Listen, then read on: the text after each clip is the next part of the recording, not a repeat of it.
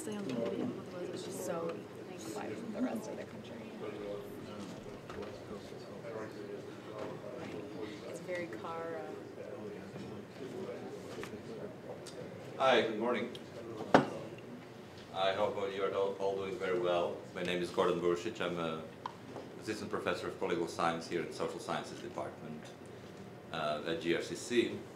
I'm here to welcome you to the morning session of GRCC Peace Conference, and we are happy to have Professor Siobhan McEvoy-Levy from Butler University, Indiana.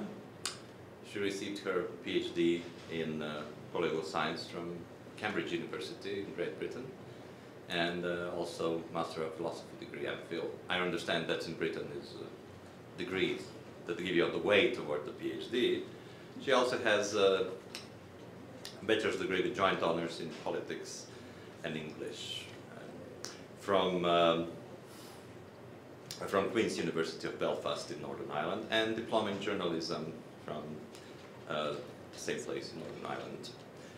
Her specialization, her main area of interest are peace studies, and understands she pretty regularly travels to Israel to do field research. So today she will talk about local narratives and global security, the youth and conflict resolution in the Middle East. So give your hands a go for Dr. Levy. Thank you.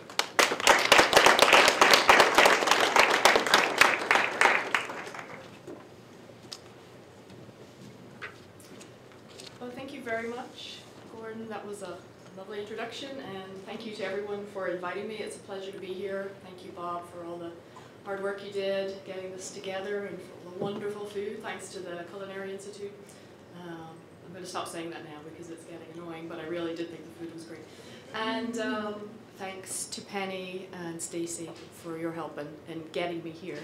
I'm going to talk today about young people and the connections between young people and our global policy discourses about youth and what to do about youth and those youth involved in conflict or who live in conflict zones. You may not know it, but 46% of the world's population is aged under 24.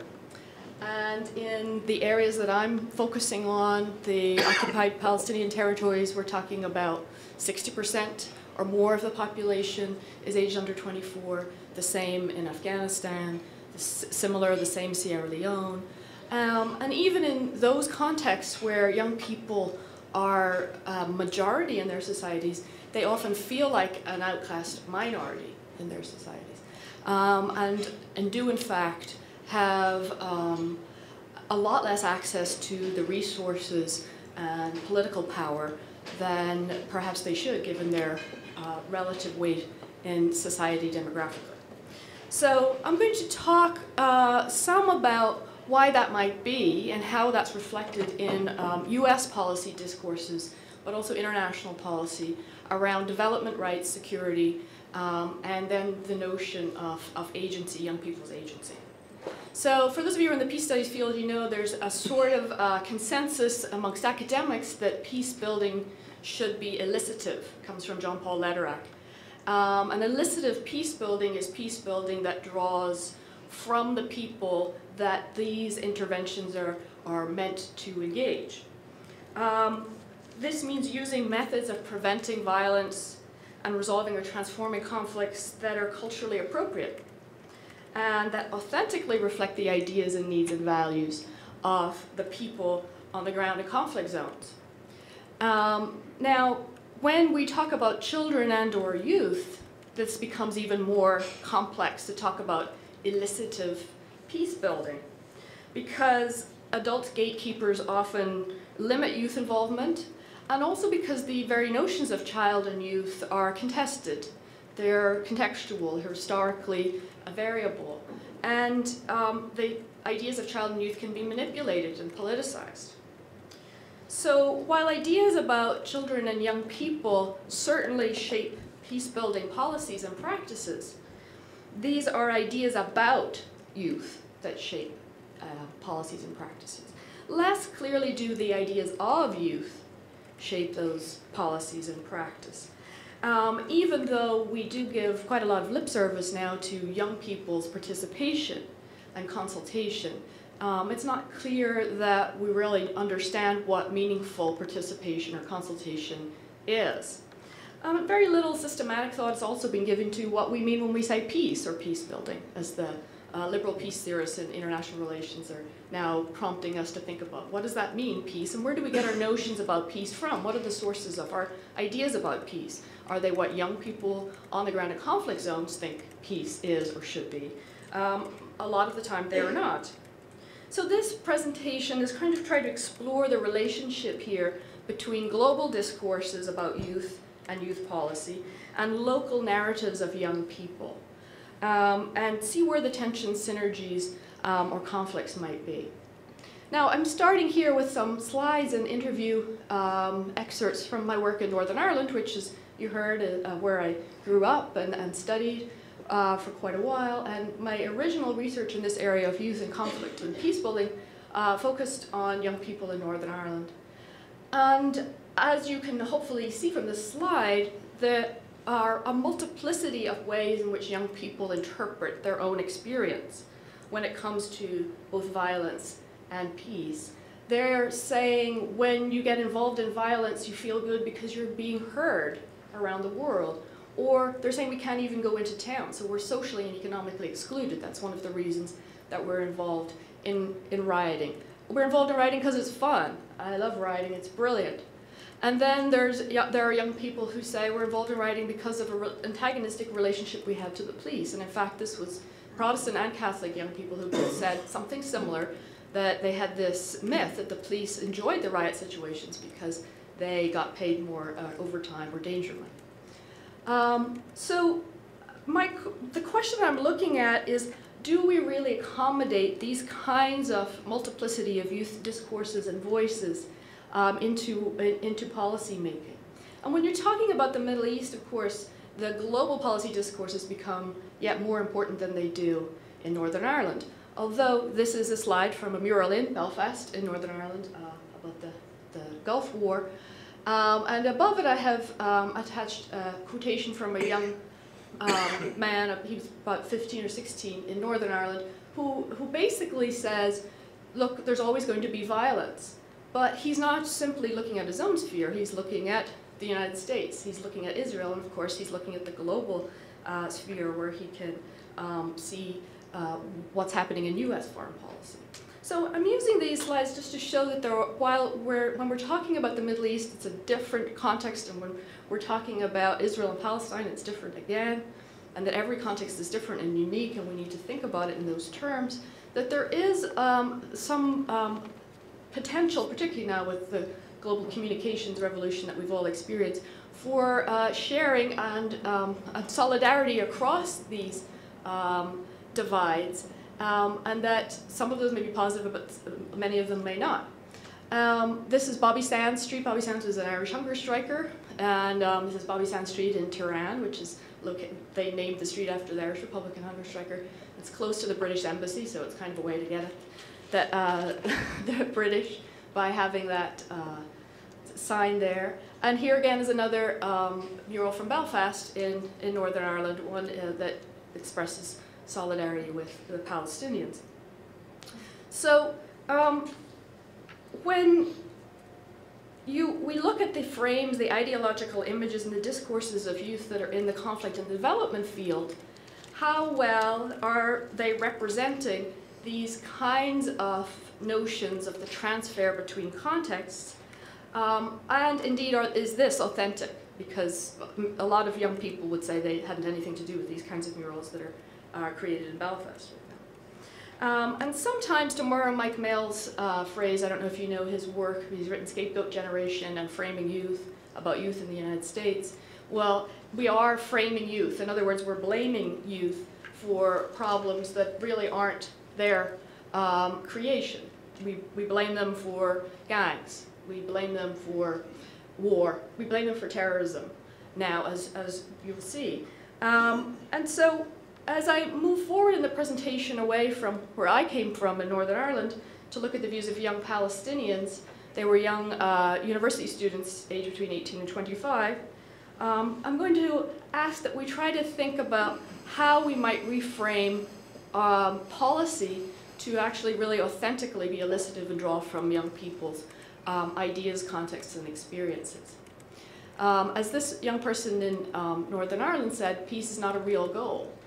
And again, this gets at this notion that what do we mean by peace? He meant, as he explained to me, well, it'll be what you'll call peace, you who's perceived as middle class and well-educated and doesn't live here anyway and can go and come as you please. It'll be what you perceive as peace, but there'll be more drugs trade, there'll be more AIDS, there'll be more poverty. These are all the things that this young person said. So peace, whatever you call that, you know, where we all hold hands, sing kumbaya, is not a real goal, is what he's telling us, and it's a very intelligent analysis. So, as I said, what we're looking at here today, though, not in the Northern Irish context, but in the context of Israel-Palestine, are global policy discourses of youth, and then the relationship between those and local narratives and youth voices, with a focus on the global policy discourses of rights, human rights, children's rights, development, security, and agency, and with a focus on young Palestinians. Before we get there, then, let's look at what the sort of global policy framing discourses are. There are two main discourses about young people in global politics today. One is where children and young people are seen as victims. And so in a lot of the media coverage, as well as academic writing and the human rights literature, we hear about stolen childhoods, invisible children, lost generations. And a lot of this focuses on child soldiers, for example, but also on the images of children that come out through aid appeals. And research has been done on aid and development has shown that organizations would rather have a girl on their website because they actually raise more money if they show images of girls versus images of boys. And then the other side of it, though, is this notion that youth are threats. We have a lot of media coverage now of Omar Khadr, the young man who was in Guantanamo from about the age of 15 or 16 and is now being tried for war crimes. And the headlines for his trial, or the stories about him, include terror teens. And we hear a lot about this demographic of insurgency, the notion that it's young people who drive insurgencies and terrorism. And Anne Hendrickson has written a really interesting piece in which she makes the connection between these US images of young people involved in violence overseas with the domestic image of young people as super predators, as young black males in particular, as being the new super predator. And this comes from the 1980s and 1990s, and was this sort of image, very stereotypical, obviously, image that shaped some domestic policy around gangs and around young people in the US. And she argues that the super predator was the product of the teenage welfare queen, right? This is her, she's using quotation marks here. And so this was a way in which gender was a factor, because the young men were stereotyped as being violent, and then women were stereotyped as being the reproducers of violence. Well, she connects that with the post-9/11 discussion of the youth bulge, in which you have angry young men and veiled young women. This is what her argument is. And veiled young women, women in the Middle East, are sort of fall in between the victim-threat kind of scenario or global policy discourse, because they are, and she quotes from some US policy documents and academic texts, they have explosive fertility. And so it's their reproductive capacities that are peopling this terrorism and insurgency. But then it's the young men who are the actual terrorists and insurgents. Now, so one question that I have about this is, why is it that an American 15-year-old is called a youth gang member, but a Sierra Leonean 15-year-old is called a child soldier, and a Palestinian 15-year-old is called a terrorist? When they are, all three of those young people are involved in very similar kinds of activities. They're all the same age. The context is different, certainly, but maybe we need to consider the boxes that we put young people and young people's violent behavior in somewhat more carefully and look at where the blurred lines might be across those. You can see also that these ideas in global policy discourse of children as victims and youth as threats are gendered and raced Okay, it's very much racialized, it's very much gendered, and also, hopefully you notice there is this initial distinction between children who are victims and youth who are threats, when in fact, as I noted, they could be the same person. 15-year-old is a child victim under the Convention of the Rights of the Child. Anyone under 18 is a child, considered a child. But when they become involved in violence, then they are youth. What does that distinction that we've set up there really mean? A third pillar of the global policy discourse is the notion of youth as resources, and this is something that we see in the development literature. Here, young people are talked about as socioeconomic assets. They're talked about in the Middle East in particular as a generation in waiting, as a generation of people who are stuck in transition, who aren't able to go through the rites of passage that are necessary in order to become adults because of the political situation, or in the Palestinian case, because of the occupation. And they're also conceptualized as future leaders. And I'm going to say some more critical things about that later.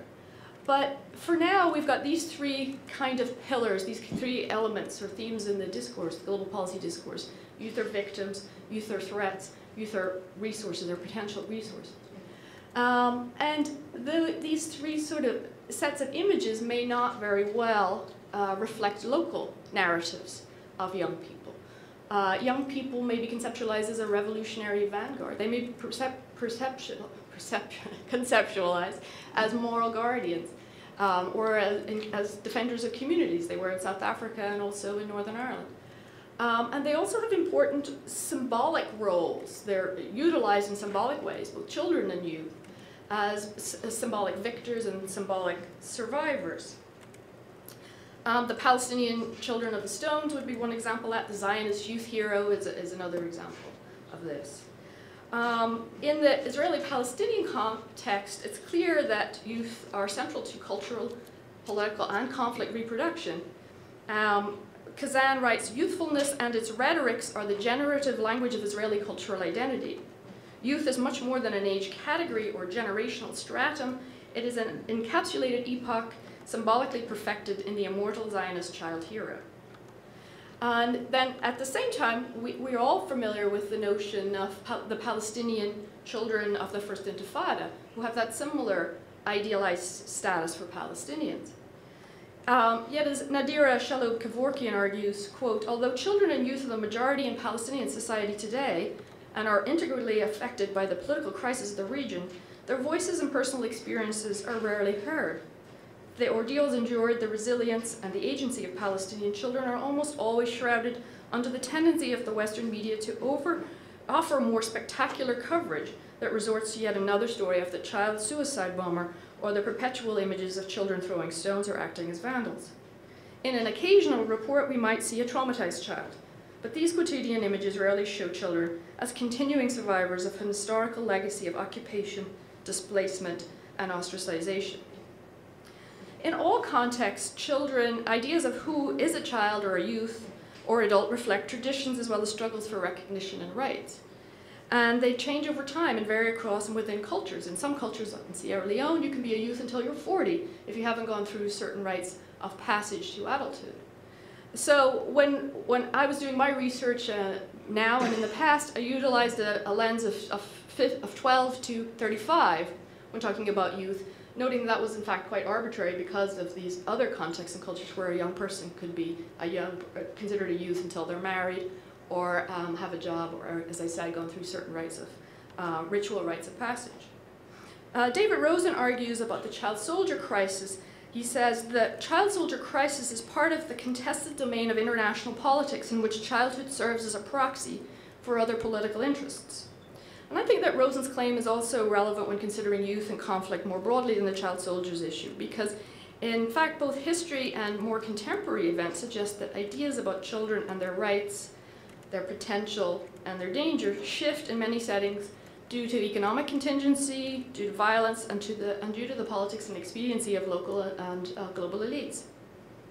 A recently developed subfield in international relations is it theorizes the child in global politics. Helen Brocklehurst, Alison Watson, a lot of people in the UK have been doing this.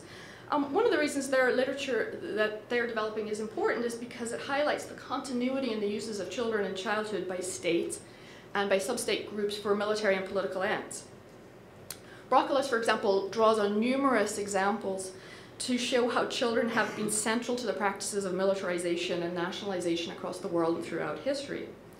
And in detailed studies of youth in Nazi Germany, Mozambique, Northern Ireland, and South Africa, she argues that, quote, children's bodies have a political function and that children are a political body or group. Children are used as an emotional sphere against which to normalize and legitimize violence. They are kept separate from adults, but they can be brought into the political sphere at times of national interest. She also notes that children are embodiments or potential vessels of national security or strength and also a conveniently mobile collective body. Examples that she cites are the British government's forced or arranged mass migration of children from the slums to their dominions in the 19th and early 20th century. And the transfer of children was both an empire nation-building strategy and a safety valve for social discontent at home. And we could look at more contemporary examples of social cleansing of street children in Latin America, Turkey, India, Bulgaria, etc., as examples of this, the use of children as a conveniently mobile collective body for other political ends. And perhaps it's that history that makes many scholars skeptical even about doing what I try to do, which is identify young people as agents of peace. But I'll get to that later. Framing matters. So here we have a picture frame. What's inside the frame matters, but also what's outside the frame matters. Charlie Carpenter has done some interesting work on showing how children born of sexual violence and exploitation and war are framed out of the picture, and how the framing of atrocity by transnational networks of human rights organizations has impacted who is seen as vulnerable, who's inside the frame and who's not, and therefore who's deserving of policy interventions and who's not. So local level framing matters also.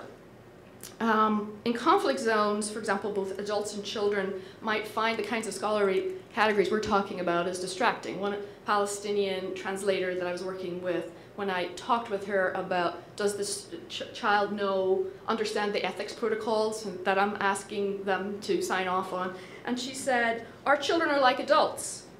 They can answer your questions. This does not mean, though, that people in war zones don't wish to protect their children or value their rights. It suggests that the local notion of children and their agency can change or evolve differently under conditions of occupation or armed conflict. And war and deprivation change understandings of children and childhood. And if we don't think about them, then we're missing a piece when we try to talk about peacemaking and conflict resolution.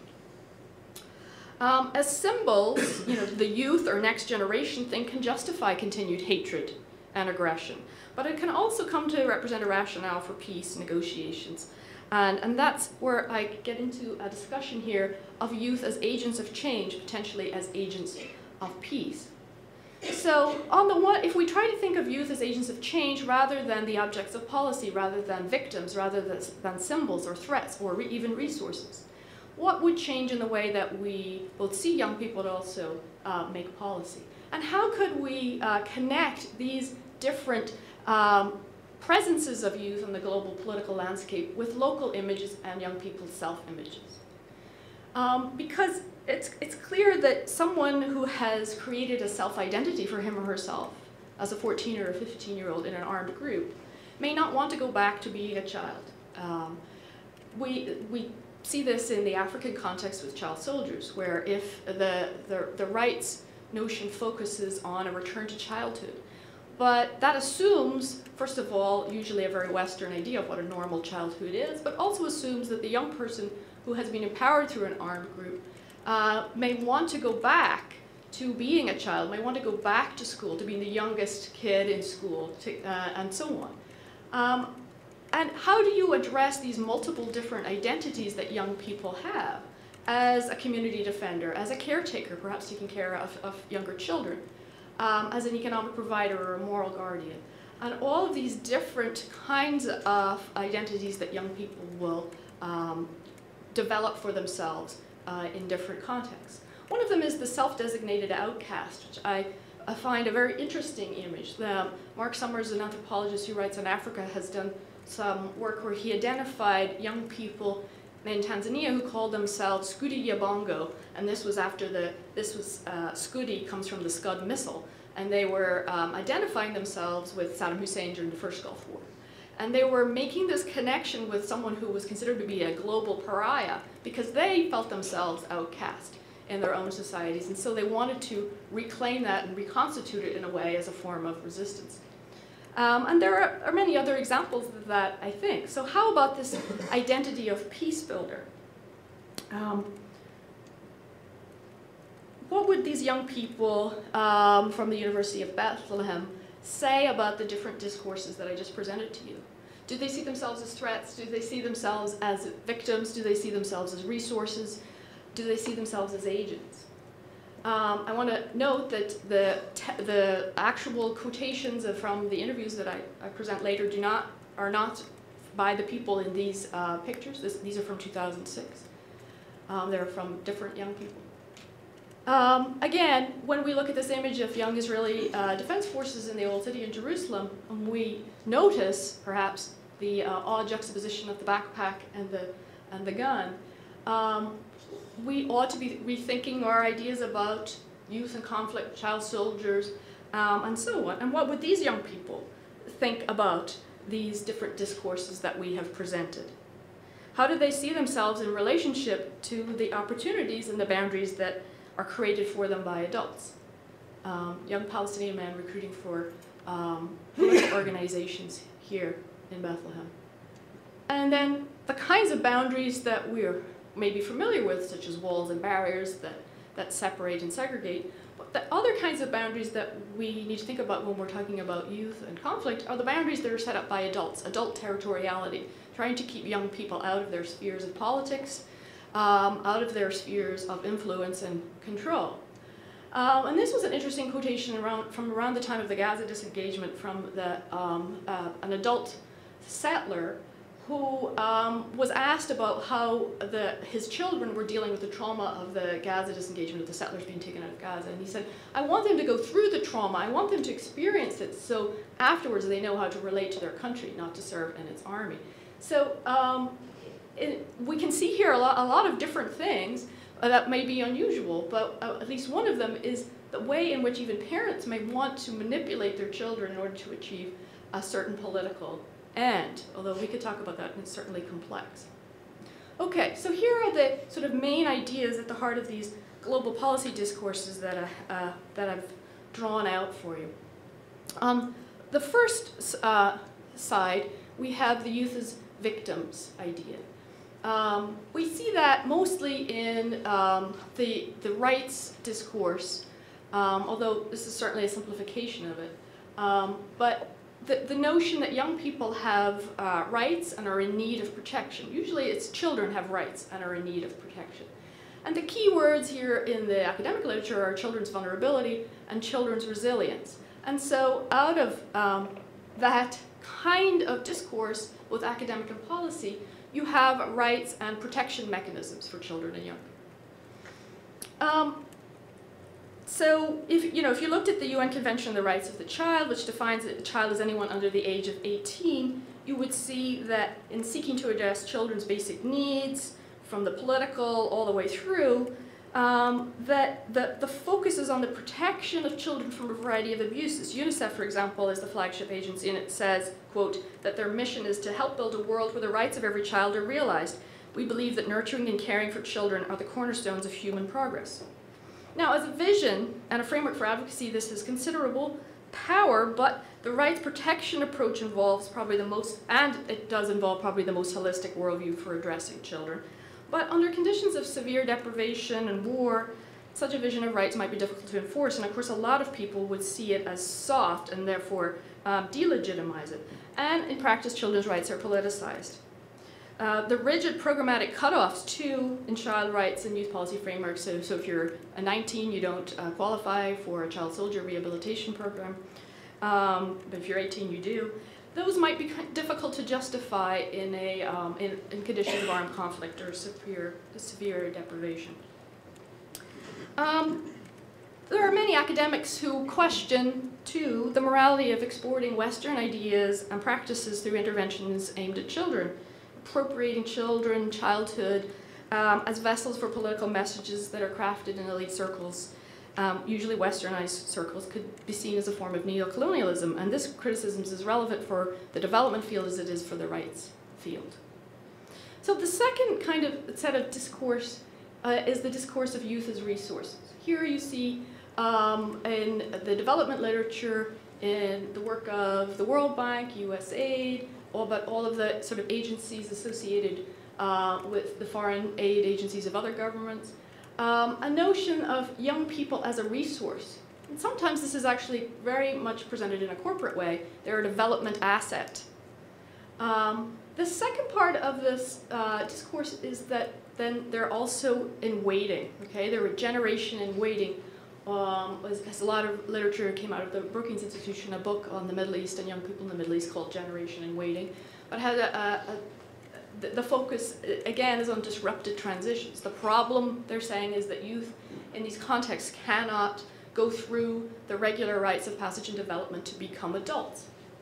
And while empirically very true, I'm arguing that we need to sort of think critically about this kind of scheme because of the ideological pieces to it, the ideological messages that it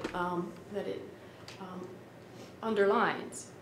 I should note that in contrast to the victims discourse, where the focus is on children, and children are anyone under the age of 18, that in the development discourse, the youth resources we're talking about here are people aged usually between 15 and 24.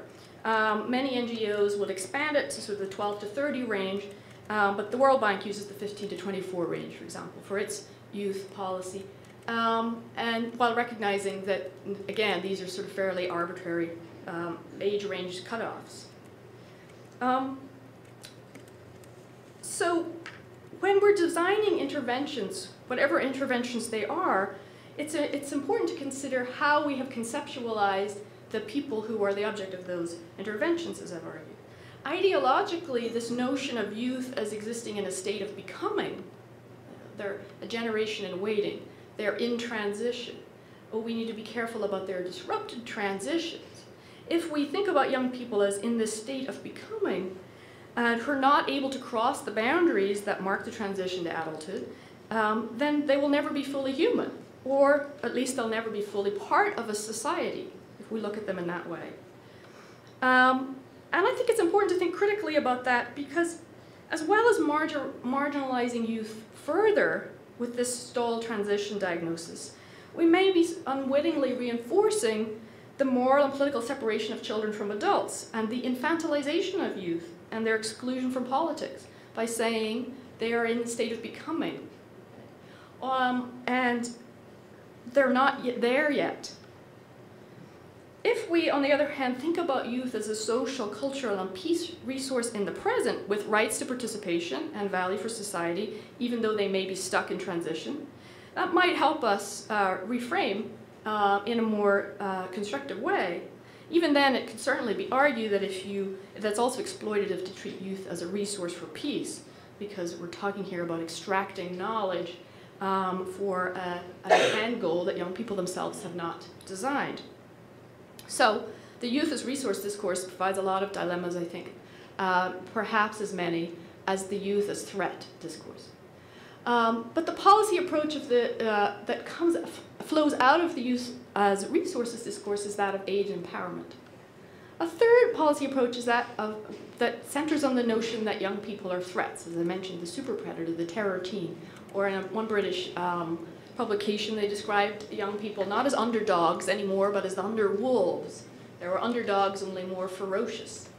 And these images, they're sort of popularized images of young people, have a lot of backing from some academic theories, in particular the youth bulge theory that is closely associated with the World Bank. Now, I don't know how many of you are familiar with the youth bulge theory. Let me explain it to you. Heinrich Erdl, who works for the World Bank, has done research on trying to connect where there has been civil conflict and what the demographics of that country have been over time. And he says, quote, "When youth make up 35% of the adult population, which they do in many developing countries, the risk of armed conflict is 150% higher than it is in countries with an age structure similar to most developed countries." So 35% of youth, you have 150% higher rate of likelihood of civil conflict. Now, Anne Hendrickson, who I mentioned earlier, actually traces this idea back to a CIA analyst, a geographer who was working for the CIA in the 1980s, and sort of tracks its migration through. And while these are empirical studies that do show that the youth bulge may be connected with civil conflict, and they don't prove one that cause and effect, and they don't show causation. But illustrating the power of frames, the idea of the youth bulge, while it's not even new and only shows a correlation between youth and violence, not a guarantee of conflict, was frighteningly compelling to many political and security experts, where, as I noted at the beginning, youth make up the majority of many of the populations of the countries that we're talking about, and 46% of world population overall. And I did interviews with policymakers in Washington over this last summer, and I asked them what had accounted for the recent increase in emphasis on youth and youth policy in the US government, international aid organizations, and also within NGOs in the Washington area. And they all said the youth bulge. Every single person said it was the youth bulge thesis. And even a lot of these policymakers were critical of it as a construct, but they recognized that it had this enormous power that had got them resources and got attention to their issue. Particularly the people in development were very, skeptical about it, but they were saying, well, at least we're getting the money, at least we're getting attention.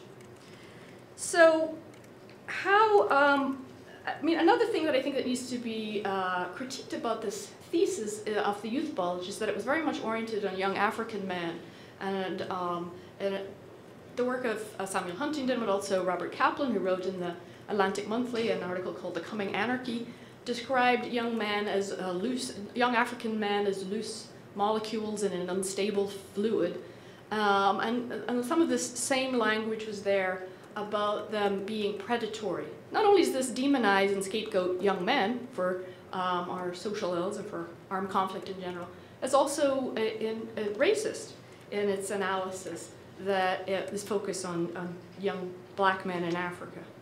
And it connects up with a lens in the United States, which is, of course, the gangs and organized violence lens, which is useful in the domestic policy sphere here. Some recent research by Luke Downey and John Hagedorn seeks to demystify the gang threat, and I highly recommend John Hagedorn's books called A World of Gangs, if you're interested in this, and critically interrogates the image of the aggressive urban male youth, identifying gangs as important social movements.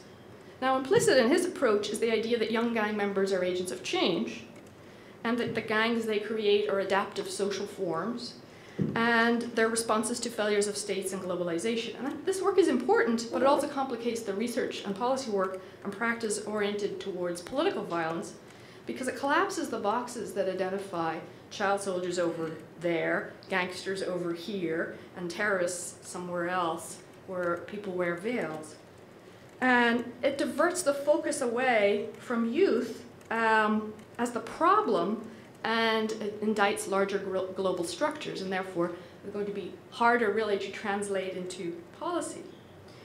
The youth of threat idea has motivated some different kinds of policies. We can combat them. There's been a lot of discussion about how US soldiers can engage with child soldiers, how they should do that, and developing strategies for doing that. Recognizing that it has an enormous impact on the soldier who has to face off against a child soldier, and is potentially traumatizing, but also recognizing that there's a public diplomacy problem there when you have US or UK soldiers fighting against children. And within this framework, you can see how you can connect with the rights framework and with the empowerment framework, that these things overlap, because DDR, for example, projects if they're done well, are holistic and look at the military aspects as well as the economic and social and psychosocial aspects. I won't talk about that too much now because I can see that my time is moving along. And I want to get to thinking about how what young people themselves experience and then say affects the picture.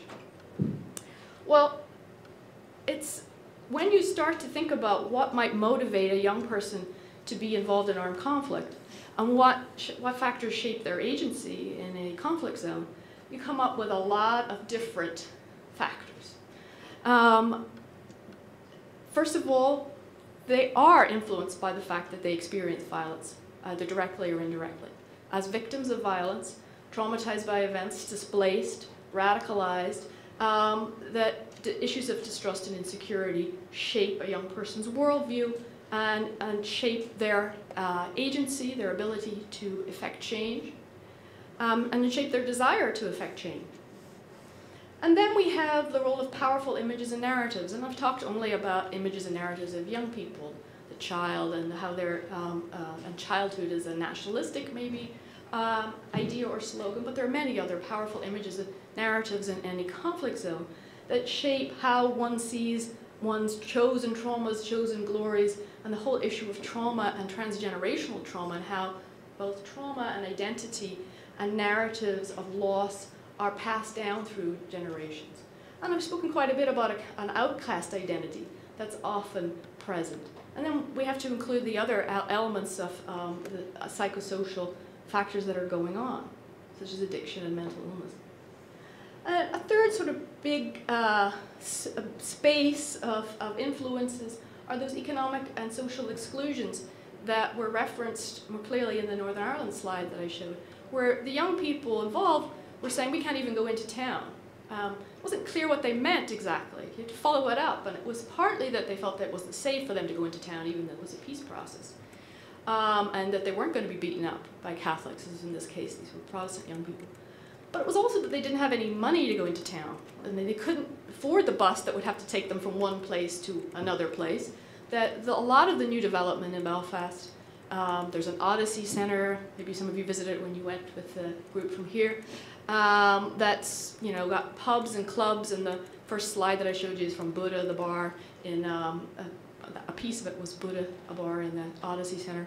But they're very expensive, and young people can't afford to go to these clubs and pubs. So a lot of the new development doesn't really affect young people who grew up through the conflict and have all kinds of intergenerational images and narratives and traumas to deal with, both themselves and within their families, and whose families may also be, second, third generation unemployed. Then, connected with these forms of economic and social exclusion, we can see the role of political exclusion.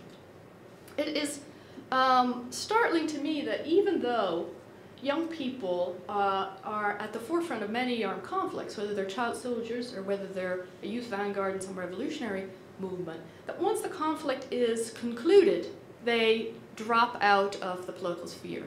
It's as if, well, now the adults come back from exile or out of prison, and they say, well, we take over now. Thank you very much. Go back to being a youth or a child or whatever. And obviously that's going to create tension, because it's another way of constructing adult territoriality and keeping youth in a subordinate position. So this political exclusion, this lack of a political voice, is an important piece to consider while thinking about youth agency in zones of armed conflict.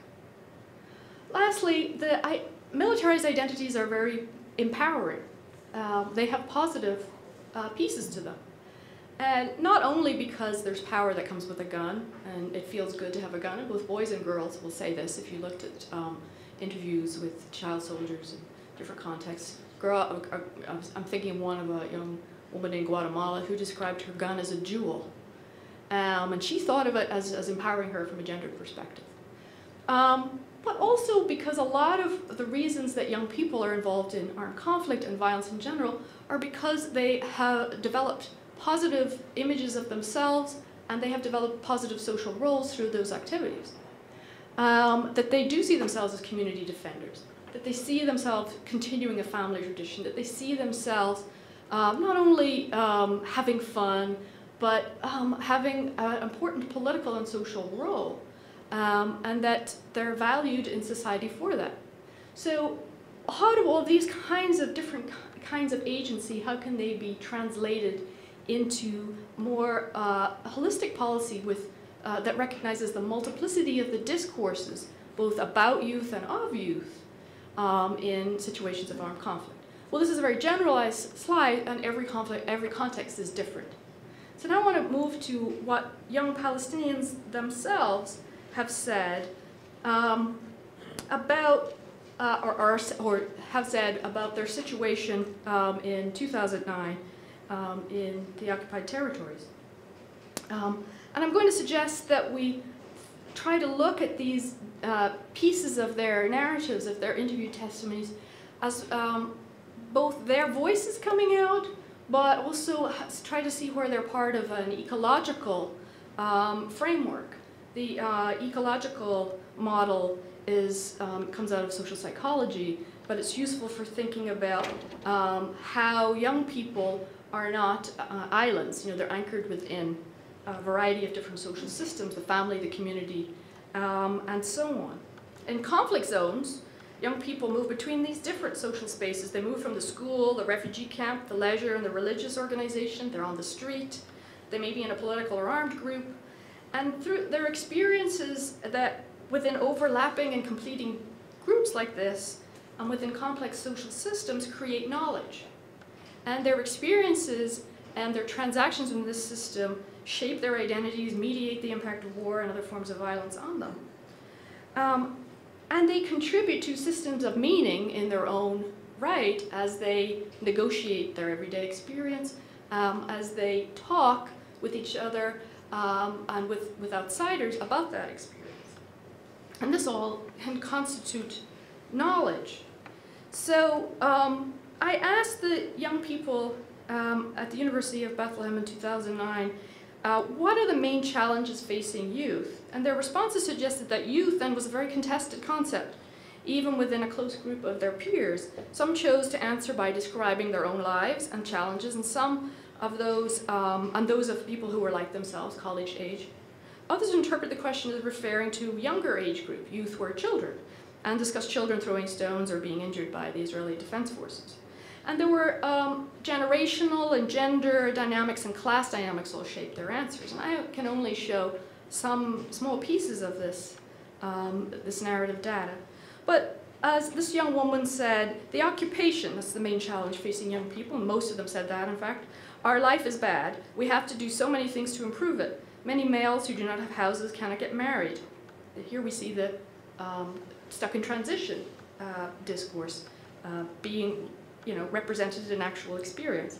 As a girl who has a Palestinian ID, I cannot live in Jerusalem or Haifa. I'm forced to live here. I don't have the choice to live by the sea or in the mountains unless I leave this land and go to Syria or Jordan. But I will stay here. Many boys graduate and do not have a chance to work. Many are traveling to the Gulf countries or immigrating to Sweden and other places. So I think we can see how her analysis entails both development and class issues, but also gender issues, because she makes a distinction between how it affects boys and girls. In the second piece, this young woman says, in my village, soldiers killed 5 soldiers throwing stones. I haven't thrown stones, but I would like to. I wish to. And I said, well, why haven't you? Or because it's my village, she said. And she said, why have I not? She laughed, because it's not acceptable for women to go on the street, but I hope. And she says this quite wistfully, and she was an extremely gentle person, and I thought it was really a good example of why someone who under other circumstances would not take to the street and throw stones would.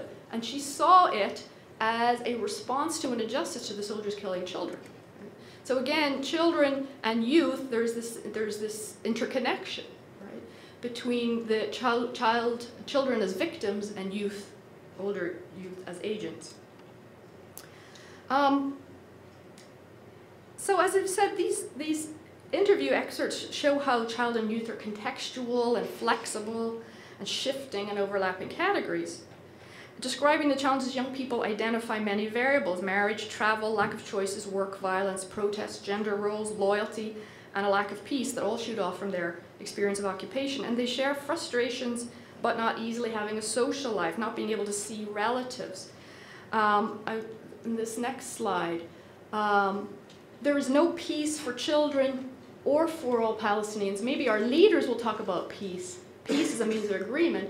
There's no security. Peace would be that you cannot ask anymore to talk about the occupation, that we can live together with soldiers and settlers. Another definite peace, not the peace of our leaders hope for, is a peace of just to live. I think this was interesting because it was really a critique of all aspects of the structures within which young people find themselves and cannot control. The structure of leaders and the elite processes of discussion and disagreement, but also a very interesting piece thrown in there where we can live with soldiers and settlers. We won't have an occupation, but it could be a context where soldiers and settlers would be welcome. And then a piece of just to live, a piece to just get on with being a young person, a young woman, having a life and continuing to live. And then this last, from an older young man, said that he summed it up by saying, "My biggest fear is that I can't start any relationship." And as the idea of a generation in waiting suggests, many young Palestinians are stuck because of structures and politics beyond their control. However, many of them did share these kinds of concerns about how they would transition to full adulthood. This was not the only way they saw themselves. Even more wanted to direct the conversation away from the problems of their development and to address the outside world and to accentuate collective endurance despite obstacles. And they want to show their agency in the present, as this slide suggests. Tell them, Americans and Europeans, that we live here. We have no rights, but we have our life. We can cope with it. Even if we don't live like others, we are still alive. We go to university, socialize, communicate. This is not a third world country. We are somewhere in between, I think. We can be better, maybe helped by other people, maybe by ourselves. But the most important thing is that we are staying here. We will not leave our Palestine. The young woman in this statement expresses resilience and empowerment, recognizing a loss of rights. She's nevertheless defiant in her belief in change, and she insists on her own and others' agency. As young people who study, make friendships, and communicate, that is, speak in community and as a form of witness. And in many conflicts, as I've noted, the young people conceptualize their involvement in armed activism as a duty to the wider community or nation. They see themselves as representatives of that community or nation's aspirations, or as guiding a struggle against hopelessness. For example, the few Palestinian youth I interviewed who sanctioned armed activism, and most of them did not. Most of them did not say that armed activism was acceptable, but the few that did so either because they considered normal rites of passage for young people to be impossible and believed that this unacceptable state needed to be reversed, or because they positioned themselves as defenders of a wider vulnerable we. Or as in this quotation, they were motivated by both ideas. I hope that in your research you write a note. I know that in the West, Europe and America, there's the idea that we are terrorists. We are not terrorists, we are just resisting. They kill our mothers, sisters, the old people. They have the power. It is a kind of resistance to make a missile. We don't want to hit the public places, we want to hit soldiers, but we can't find them easily. If you slap me on the cheek and I don't do anything, you will slap the other. So I must stop you. Palestinians are very well educated, but the occupation prevents us from being free to make what we want. Most young people did not advocate violence, but most did conceptualize themselves as being in resistance to the occupation, often simply through maintaining the routine of their daily lives. They shared struggles about how difficult it was to get to college because of checkpoints, to be on time for classes and exams. And those kinds of struggles have developed a kind of higher meaning, because to continue to struggle for one's education by crossing checkpoints is a form of resistance, as we see here. It's a struggle against the occupation in a non-violent way, to just go and come back. Securing access to education in this way is a form of nonviolent collective action and an example of organic youth agency, and that's the idea that I want to leave you with as I wrap up. Others who were active in the community organizations that I interviewed were clear that local activism served a larger national purpose. For example, if we empower young people to be engaged against drug addiction and violent action, we are making resistance to the occupation. And again, you can see this kind of holistic piece where there's a web of influences and one thing leads to the other. Aren't these distinct forms of activism against the occupation or forms of activism about social development, drug training? against drug training, and so on. In young people's own testimony, each of the global discourses I mentioned at the beginning about youth and conflict were reflected to some degree. The absence of protection and opportunity are clearly described. So we see both the rights discourse being right, and the lack of opportunity makes the development discourse somewhat right. There's also insistence on both organic youth agency and agency through organizations as a vital part of community development, national identity, and solidarity. The words rights and empowerment are used several times, reflecting the global reach of these ideas and discourses. One student wishes to throw stones, another justifies violence, but both are directed at concrete targets and have political aims. They're not generalized expressions of frustration at economic marginalization. For most, nonviolence dominates as a mode of action, and the aim is just to live. While there's certainly insufficient evidence here, especially what I have presented to you, to draw some policy conclusions from these interviews, I think they do show that no one framework for understanding or addressing young people in conflict exactly fits. They also show that for young people themselves, childhood and the condition of youth carries intense meaning that's shaped by conflict, by friendships, family, gender roles, politics, and ideas that are both local and global.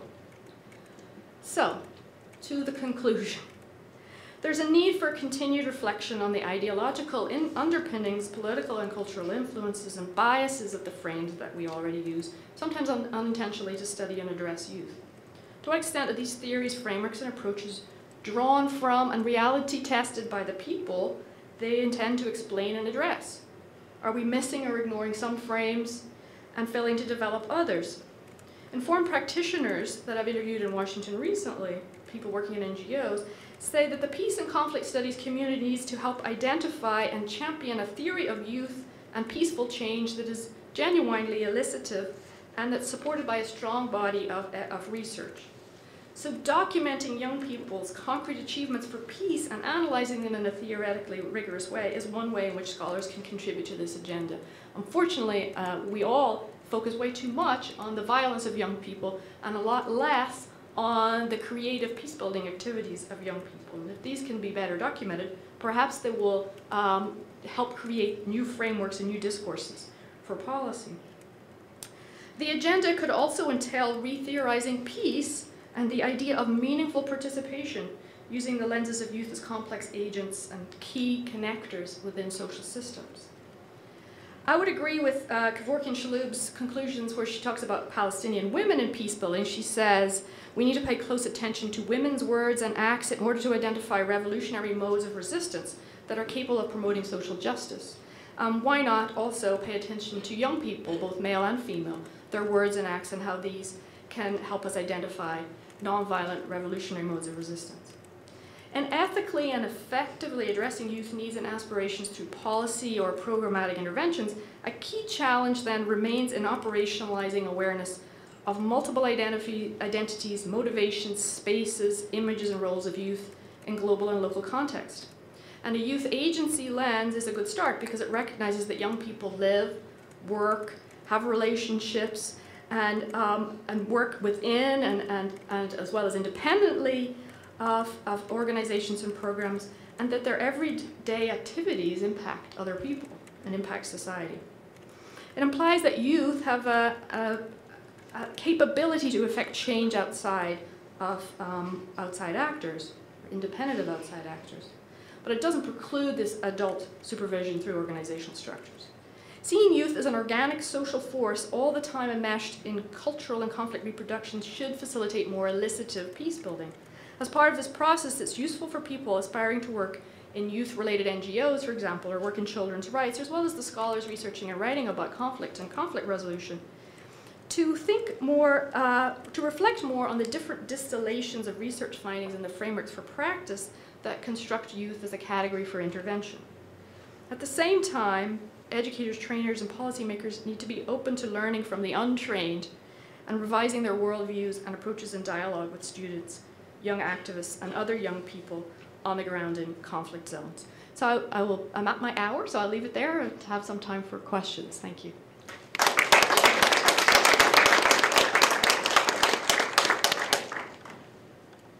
So We have a microphone here for our colleagues watching through the stream at Ferris State University. So if you have a question, please raise your hand and I'll bring it over.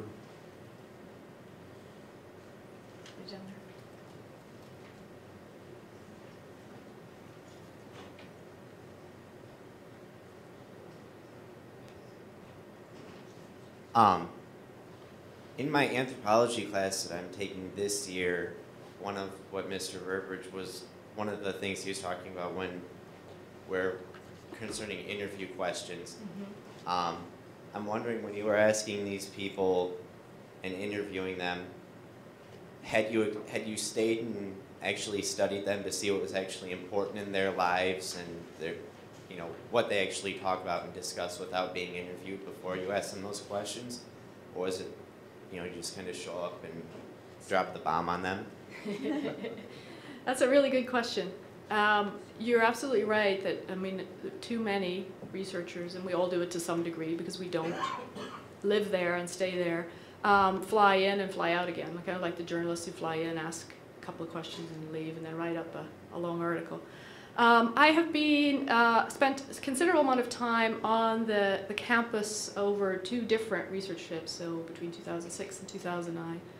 And I stay with a professor and his wife and his family who work on he works on the campus.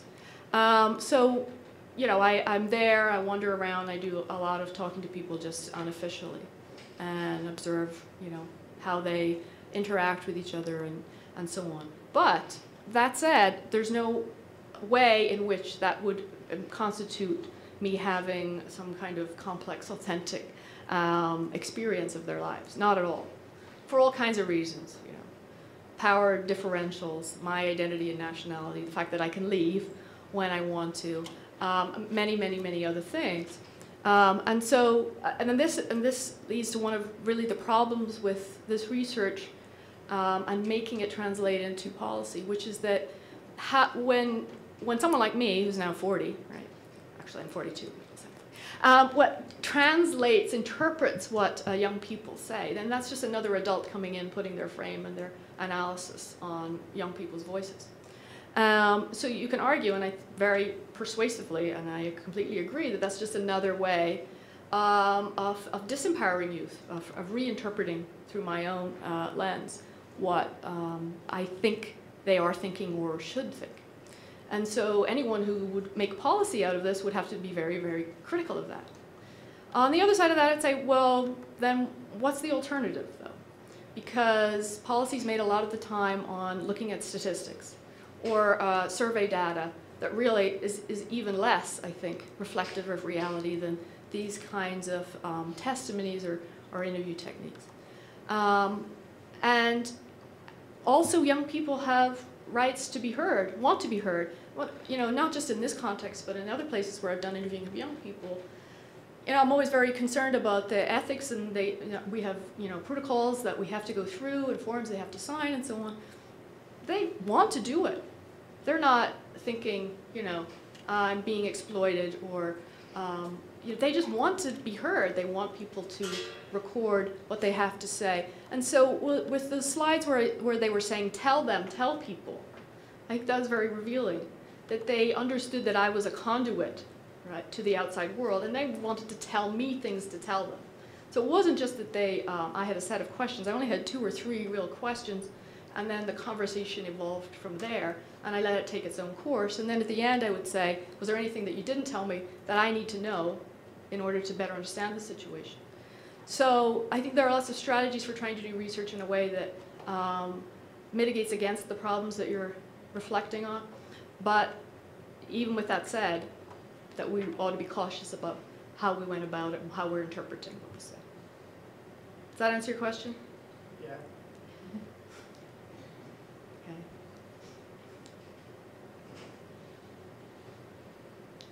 Others? I have one. Or did I miss someone? Okay. I was struck by what you said about the huge percentage of the population in Palestine that falls into the youth category. And then thinking of all the local and regional and then international work to build peace in that region, the United Nations efforts, for example. Is a proportional amount of their resources dedicated to working with youth, or is it disproportionate to the actual size of the population that is young? Is it a proportionate amount of whose resources? I'm sorry, I missed that. For example, the United Nations Okay. missions. Do they dedicate a proportional amount of their funding and their time and energy towards working with youth? Yeah, I think so. I mean, I think there's a lot of emphasis on youth and youth programs, which is why we have these policy discourses. There's a lot of funding that is going into this field or area of interest over the last 10 or 15 years, and that's really because of the youth bulge thesis, but also because of 9/11 and the connections that are being made in the minds of some policymakers between the youth as a security threat around the world and 9/11, and those are, you know, complex policy structures.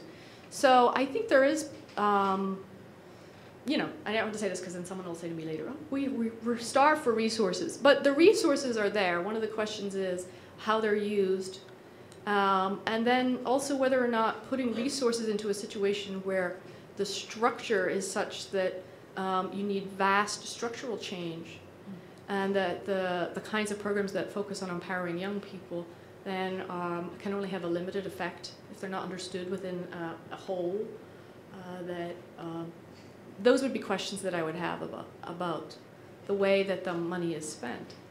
You know, I didn't mention, but one of the things that influences my work in this is that some of the time I go and meet with people who work in aid organizations or youth workers, and they understandably have become very jaded, and sometimes they say the most stereotypical things about young people that they're working with. You know, in Northern Ireland now, where people who go out in the streets and riot are called scumbags by the youth workers that are supposed to be working with them to get them off the street. So, but even that off the streets kind of terminology I don't really particularly like. But, and the same with aid workers. I mean, I have met with UN workers who really do have a very sort of paternalistic attitude to the populations they're working with. And sometimes that's got to do with just being there too long and being kind of overstretched and overwhelmed by the situation. But sometimes because they don't have the opportunity, I think, to really reflect on the frameworks that are shaping their practice, because they just don't have the opportunity because they're in a war zone. So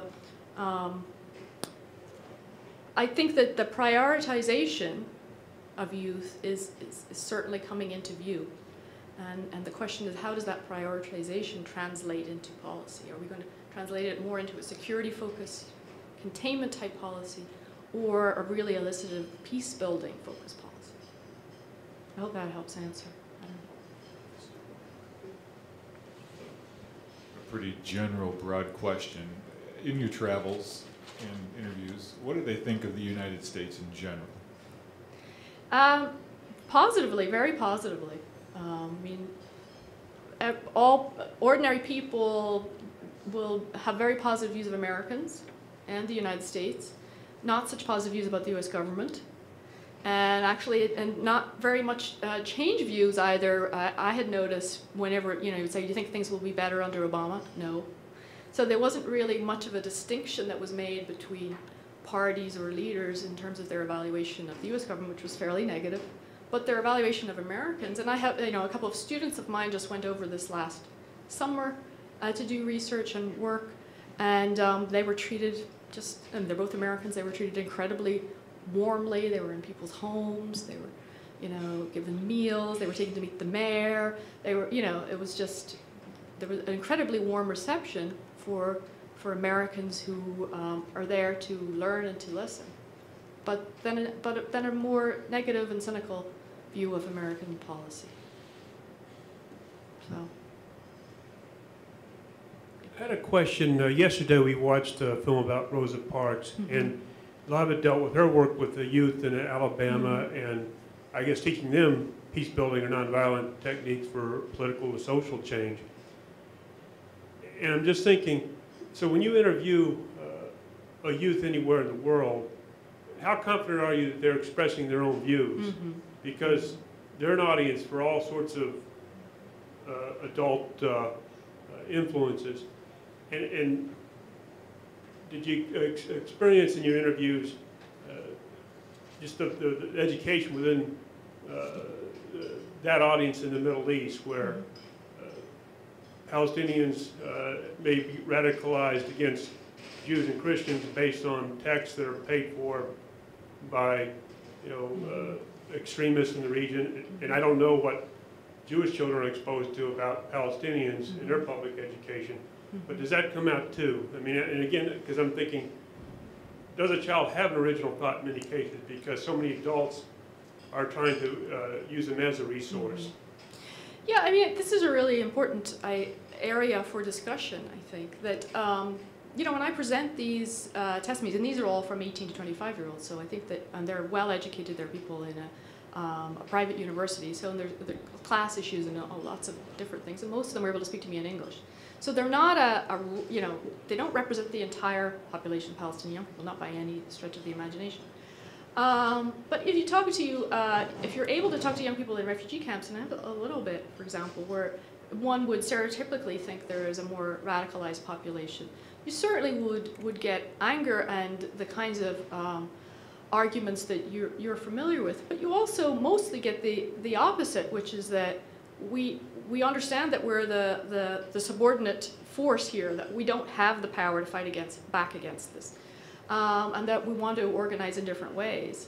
And nonviolence as a strategy, as a tool of resistance, I think is being discussed, is emerging again as a potential strategy for the Palestinians.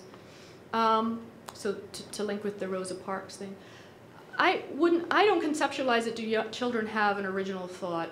Do any of us have an original thought? Because we're all part of groups and systems and societies. My son when he was 3, became a vegetarian. Neither of his parents are a vegetarian. Where did he get that from? I don't know. He just decided, I'm 3, I'm not eating any meat. So I do think then that and I can see from other young people's perspectives on this, that young people have their own ideas, that they have their own agency.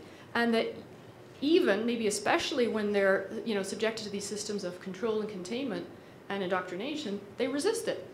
And of course, their Palestinian and Israeli textbooks are biased, but there are a number of different projects now that are working on trying to address those biases in the textbooks. That both teachers' projects, but Israelis and Palestinians coming together to work on those textbooks and rewrite them or add elements to them. There's one very interesting example that comes out of the University of Bethlehem by an education professor called Sami Adwan and his late colleague, an Israeli, Dan Baron. They started a project where they took the 2 narratives of 1948, the Intifada, and some other key events, and they had groups of Israeli and Palestinian history teachers and professors come together to write those narratives in a textbook. And then instead of trying to create some kind of joint narrative, which would be very hard to do, they left a space in the middle, a blank space, for the students then who worked with the textbook to engage with the narratives, draw lines, whatever, write things in, and talk through the narratives. Now this was an unofficial, below-the-radar kind of policy that they were trying to implement. But I think that all of this kind of activity goes on. And one of the problems with policy, and I think academics are really guilty of this too, is that we focus on violence and violent youth, even though they are a minority within a population of young people. That in any context, it's the minority of young people who are violent. And most young people are not. This is true, this is the way in which young men are demonized, for example. So it's all about armed young men, but most young men do not become violent. And a colleague of mine who works in Africa likes to say that he doesn't understand why they're not more violent, given their circumstances. The question is not how are these people so violent? The question is, why aren't they more violent? Because I would be incredibly frustrated if I was in that circumstance. And it's that resilience and nonviolence that I think we have to both recognize and value and capture, and not orient our policy so much on the containment of violence and indoctrination, which is always going to be there probably, and is there in all societies. So I don't know if that helps respond to your concern or not. I mean, I think the other thing that I think about saying, you're saying, well, what people will often say, how do you know they told you the truth? Or how do, this was just propaganda, or they're just manipulating you or something. And certainly that's true of all research of this type. Right? That potential is there. I think that there are two parts to it. One is that I think we ought to value and honor people who are willing to give their time to talk to someone like me and say, this is what I think. I think we have to look at that at face value and say, I'm going to accept that as something that is worth listening to.